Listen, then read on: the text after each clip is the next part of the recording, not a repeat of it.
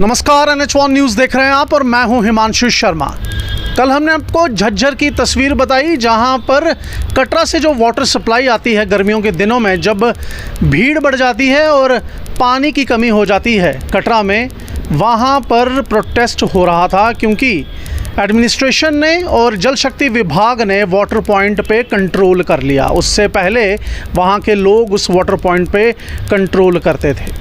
तो कल जो वाटर सप्लाई थी वो बंद रही कटरा शहर के लिए, लेकिन अब अच्छी बात यह है कि आज सुबह से ही वाटर की जो सप्लाई है सुचारू रूप से चल रही है। टैंकर भरे जा रहे हैं, आप तस्वीर में साफ देख सकते हैं। और अब कटरा में पानी की जो किल्लत है वो कम होगी कल के बाद।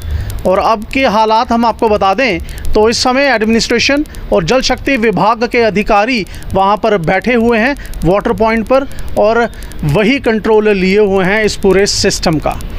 इसको लेकर आज हम SDM कटरा अपीश दोत्रा से भी बात करेंगे कि उनका क्या कहना है इस पूरे मसले को लेकर। सर, कटरा उधमपुर मार्ग पर झज्जर वाटर पॉइंट जो है बड़ा क्रिटिकल रहता है गर्मियों के दिनों में कटरा शहर के लिए। कल हमने देखा कि एडमिनिस्ट्रेशन ने वाटर पॉइंट पे कंट्रोल कर लिया और जो लोकल्स थे वहाँ पे, जो सालों से वहाँ पर कंट्रोल करते आए हैं, वो प्रोटेस्ट पर बैठे हुए थे। अब क्या हालात हैं वहाँ पे?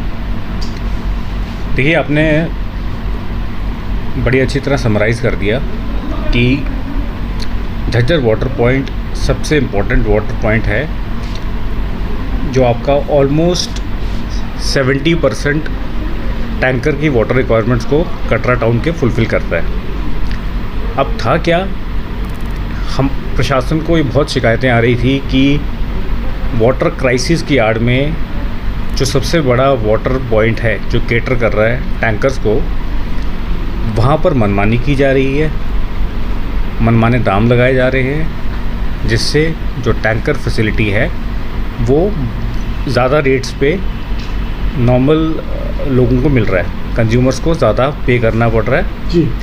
और वहाँ पर ये भी रिपोर्ट्स थी कि वहाँ पर लॉ एंड ऑर्डर के इश्यूज़ बन रहे थे क्योंकि बहुत सारे टैंकर्स वहाँ आते थे, वहाँ भी लड़ाई झगड़े रहते थे कि कौन पहले भरेगा। तो वहाँ मसल पावर सॉर्ट ऑफ एक छोटा सा माफिया से डेवलप हो गया था। तो जब ये चीज़ हमारे संज्ञान में आई, वाटर क्राइसिस का जो हम एक सॉल्यूशन सोच रहे थे कटरा का कि एक इमीडिएट शॉर्ट टर्म रिलीफ क्या दें, तो जब हमने 2-3 बिंदुओं पे फोकस किया। पहले तो ये था कि जो सबसे बड़ा सोर्स है उसको हम लोग टेक ओवर करें, रेगुलेट करें। उसके लिए हमने एक योजना बनाई और ये आपकी जानकारी के लिए बता दूं, ये वो लोग हैं जो हमारी सब डिवीज़न कटरा या डिस्ट्रिक्ट रियासी के लोग भी नहीं हैं। ये जो हमारी साथ की डिस्ट्रिक्ट है उधमपुर, वहाँ से लोग आ रहे थे।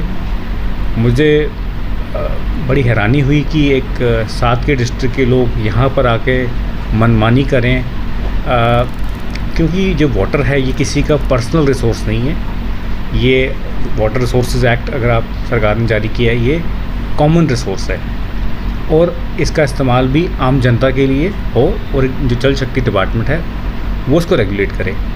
उसी योजना के तहत इसको हमने टेक ओवर किया। जाहिर सी बात है जो सालों से इसको मोनोपोलाइज़ करके बैठे थे उनको तकलीफ़ तो होगी। उन्होंने एक तरीका अपनाया कि एक औरतों और बच्चों को आगे करके प्रोटेस्ट का, उसमें जो लोग थे उनको भी हमने उचित कार्रवाई करते हुए CRPC के तहत उनको वहाँ से उठाया है।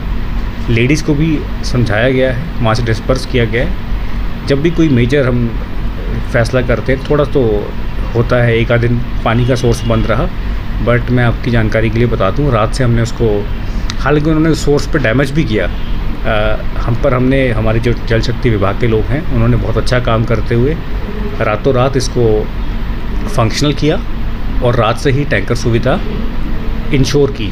तो रेगुलर टैंकर सप्लाई चल रही है अभी और जल शक्ति डिपार्टमेंट्स को रेगुलेट कर रहा है, प्रशासन के अंदर चल रही है और हम ये इंश्योर कर रहे हैं कि ये जो पानी है ये हमारे जो जहाँ पर वाटर क्राइसिस वाले एरियाज़ हैं वहाँ जाए, इसकी सही तरह से डिस्ट्रीब्यूशन हो और आप एक और चीज़ मैं बताऊंगा, ये तो एक एस्पेक्ट है, आपके सवाल से हटके है, हमने कुछ सोर्स और ऐड किए हैं एग्जिस्टिंग सोर्सेज से जो पिछले सालों में नहीं थे।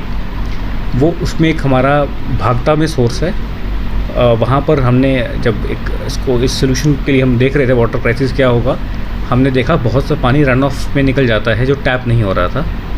वो सोर्स पे हमने टैप किया है।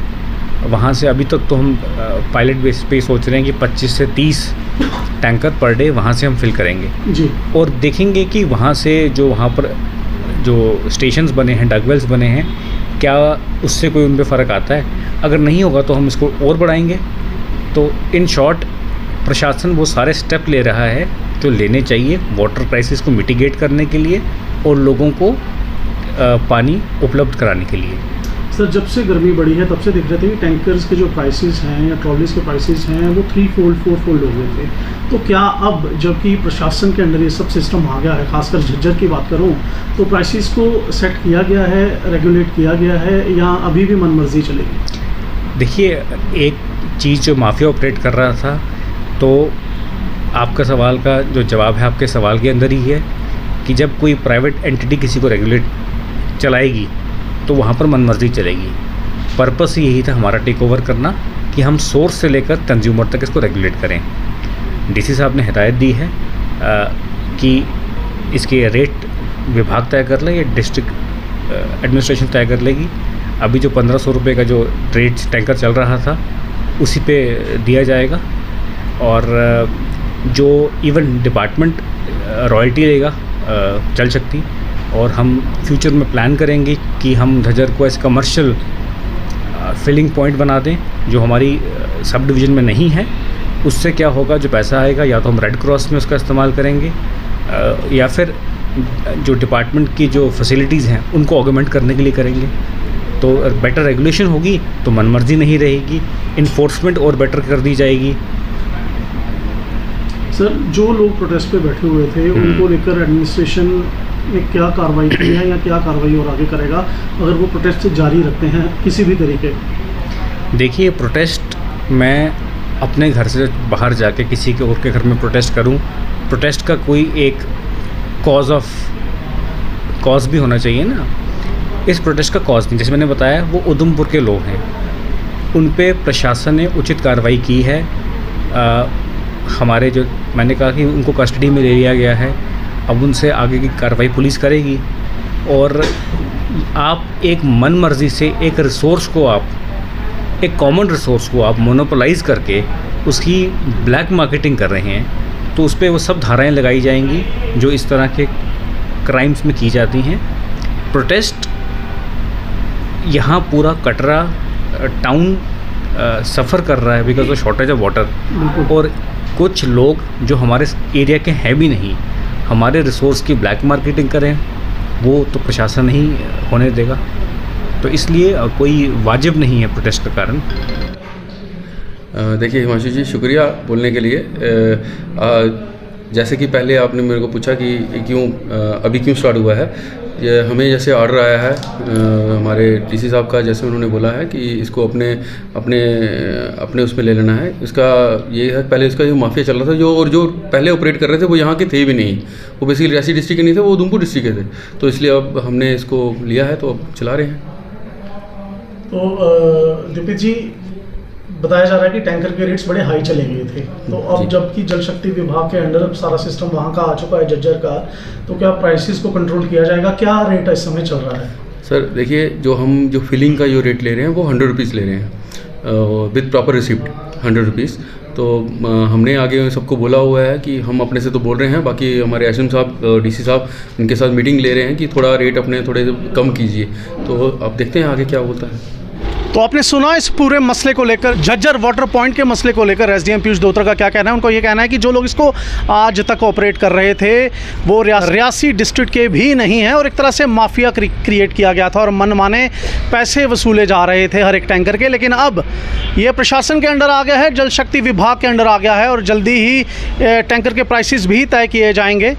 और अब फ़िलहाल की बात बताएं तो 1500 रुपये टैंकर इस समय दिए जा रहे हैं जो कटरा में चल रहा था, लेकिन उससे पहले मनमाने पैसे वसूले जा रहे थे कंज्यूमर से, जो एक अनलॉफुल एक्टिविटी थी। और जो प्रोटेस्ट पे लोग बैठे थे, कुछ को अरेस्ट भी किया गया है सीआरपीसी के तहत, और अगर ऐसा कुछ आगे भी होता है तो प्रॉपर कानूनी कार्रवाई के तहत उनको अरेस्ट किया जाएगा और आगे की कार्रवाई की जाएगी।